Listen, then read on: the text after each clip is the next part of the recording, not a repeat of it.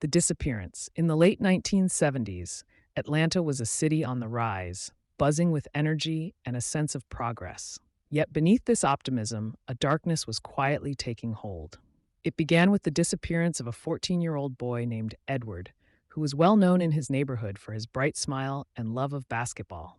One evening, after spending time at the local court, Edward didn't return home. His parents searched everywhere, asking friends, checking nearby parks, but there was no trace of him. At first, Edward's disappearance was seen as an isolated incident. The police, overwhelmed by other cases, didn't treat it with urgency. But as weeks passed and Edward was still missing, a new worry took hold. The fear turned to dread when another child, Latarsha, 12 years old, also disappeared. Like Edward, she was walking home from the corner store when she vanished without a trace. Her family was devastated, and their cries for help echoed throughout the community. The disappearances continued, each one more unsettling than the last. Timothy, a 9-year-old who was last seen playing near his school, never made it home. Gwendolyn, 11, was supposed to be at a friend's house but never arrived. Panic spread through Atlanta's black neighborhoods as more children were reported missing. Parents began to keep their kids indoors, watching over them with growing anxiety. What had once been a vibrant community filled with the sounds of children playing was now silent, overtaken by an unspoken fear. Rumors spread quickly and theories abounded. Some whispered about a kidnapper preying on children, others suspected gang violence.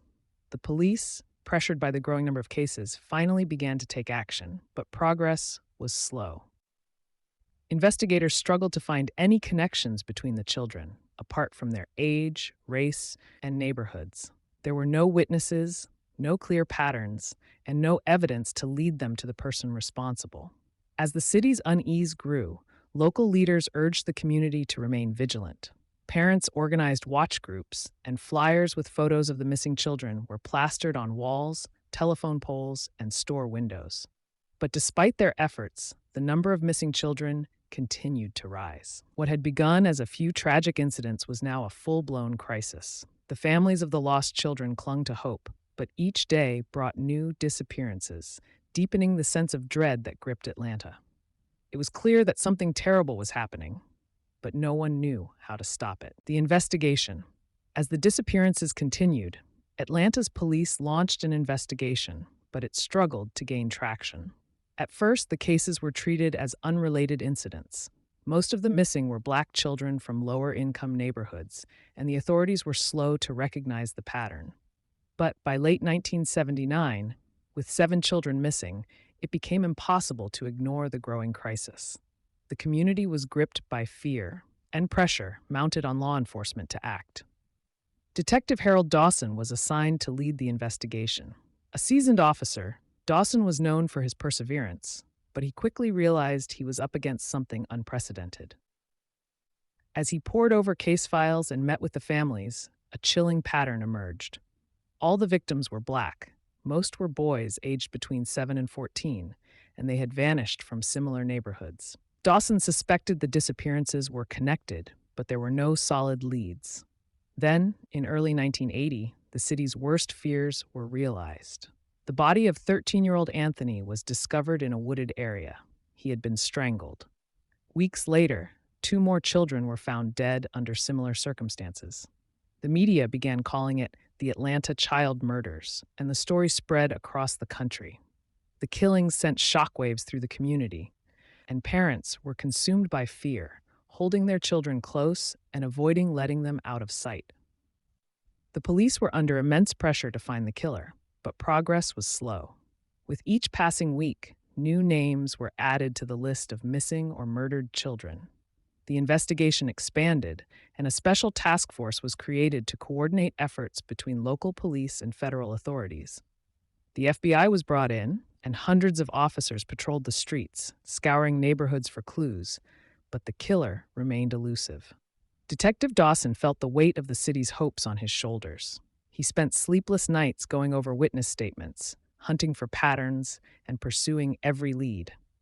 One evening, a promising tip came in. A witness had seen a suspicious van near the area where one of the children was last seen. Dawson's team followed the lead, but it went nowhere. Despite their efforts, the investigation seemed to hit a wall.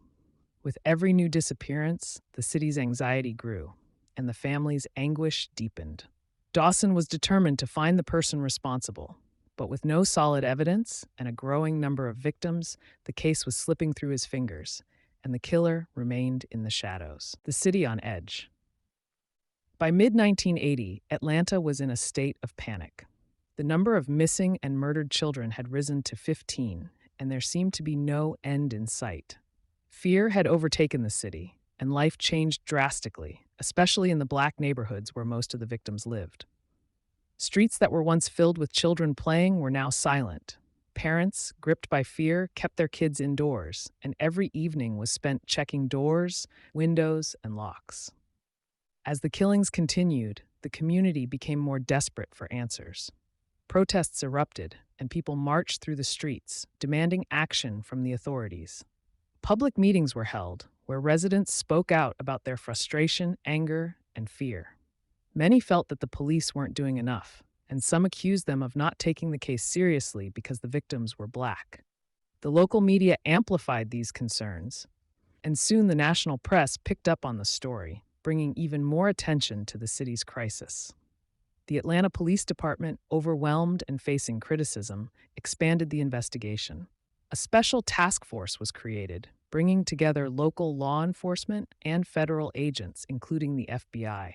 Patrols increased, and officers went door to door, distributing flyers with pictures of the missing children and asking for any information that could lead to a break in the case. Despite the heightened efforts, the killer seemed always one step ahead, leaving no clues behind.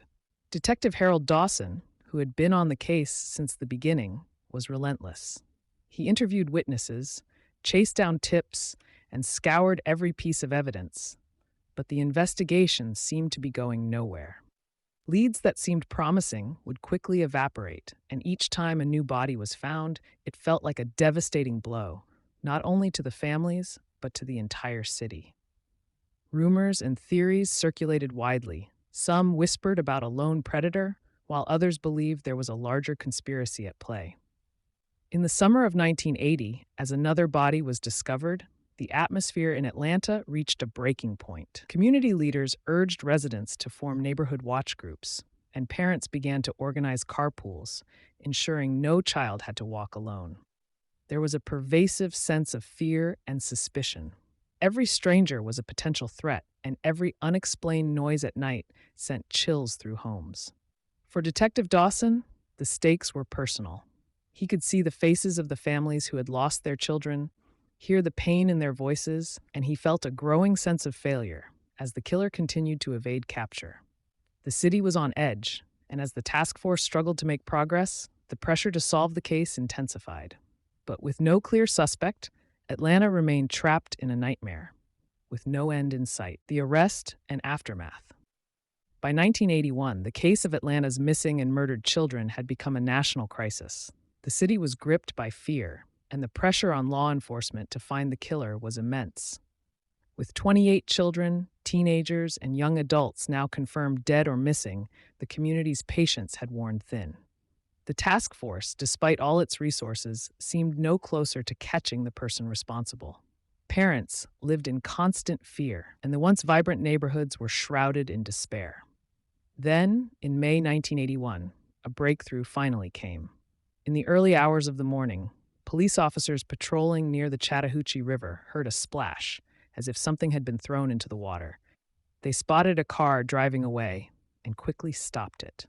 The driver was Wayne Williams, a 23-year-old local music promoter. He claimed he was scouting talent, but his story was suspicious.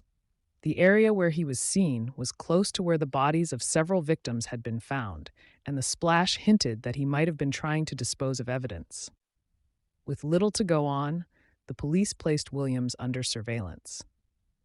Over the following weeks, fibers from Williams's car and home were found to match fibers on the bodies of several victims. It was the break investigators had been desperately seeking. In June 1981, Wayne Williams was arrested and charged with the murders of 2 adults whose cases were linked to the broader investigation. Though he was never formally charged with the murders of the children, Authorities believed he was responsible for most, if not all, of the Atlanta child murders. The trial was a national spectacle. Prosecutors presented the fiber evidence and witness testimonies linking Williams to the crimes, while the defense argued that the evidence was circumstantial and questioned the reliability of the investigation. The city watched, holding its breath, as the trial unfolded. In February 1982, Williams was found guilty and sentenced to life in prison. Many believed the nightmare was over and the city could finally begin to heal.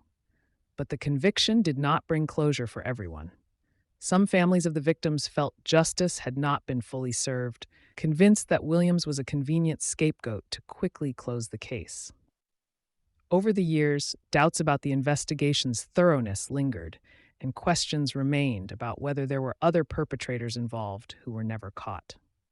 Even decades later, the case still haunts Atlanta. For the families, the pain of losing their children never truly faded, and the community remains scarred by those years of terror.